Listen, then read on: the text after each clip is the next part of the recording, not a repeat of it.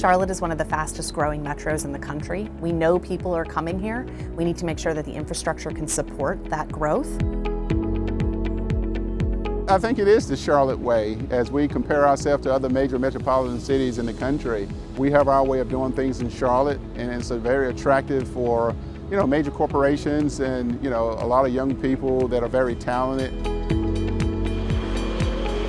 Transit is absolutely necessary for jobs. I mean, if people don't have access and connection, then it's going to be very difficult for them to compete and participate in this global economy that Charlotte itself has so successfully tapped into. So COVID-19 has been very tragic in many ways, so many lives lost and so many people affected.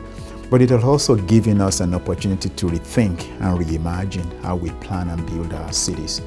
How do we envision the width of sidewalks? How do we talk about play spaces for people? How do we design roads for vehicles or for people? How do we take advantage of the beautiful environment that we have in our cities?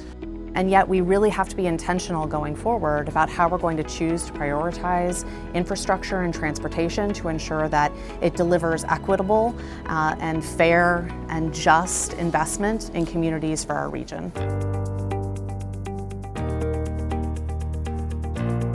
Charlotte in the 1950s was a city that wanted desperately to grow big. That was really the case when the 1944 Highway Act gave cities money for expressways, for crosstown boulevards. And Charlotte, bam, planned Independence Boulevard, which went the least politically difficult way.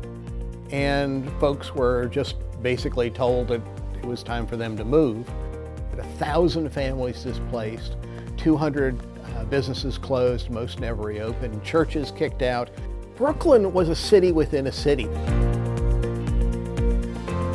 Well, I think one of the dangers, and maybe we learned it from the 20th century, is to be wary of trends that result in wholesale transformation of communities. It does mean taking a closer look at what is good from the past, keeping that, preserving that, and then building on top of that. Transportation can be a great enabler to health in terms of not just getting to doctor's offices, but healthy lifestyles. I mean, think of the walking paths, the biking paths, the shared biking program we have, all of these things, and put health right at the center. Because medical care only accounts for about 20% of our total health at any given time. And about 40% of our health at any given time is from things like transportation, food, all these enablers of health, but they're not the actual visit to the provider. So it's really, really critical. It all has to work together. Well, I-77 has brought increased mobility to the Charlotte area.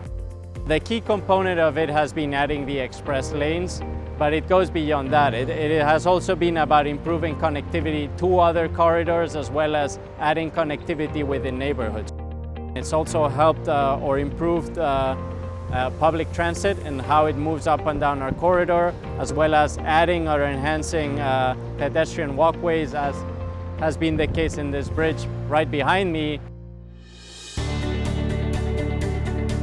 As we go into the future, infrastructure includes anything related to innovation, technology, drones, and not just a building somewhere or a highway going through somewhere.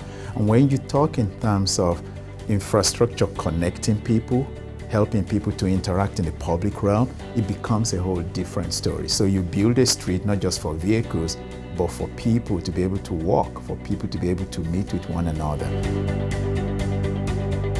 Think about it, 30 years ago was just 1990. When you think about that. So 30 years from now, 2050, today is when we need to start making plans for that, because it means this entire area will be so totally different. One of the main lessons is to listen. And we need to make sure as we build that we do so equitably, that we consider all voices, that we connect communities, that we offer innovative transportation solutions, and we think really strategically about how those investments are going to be funded.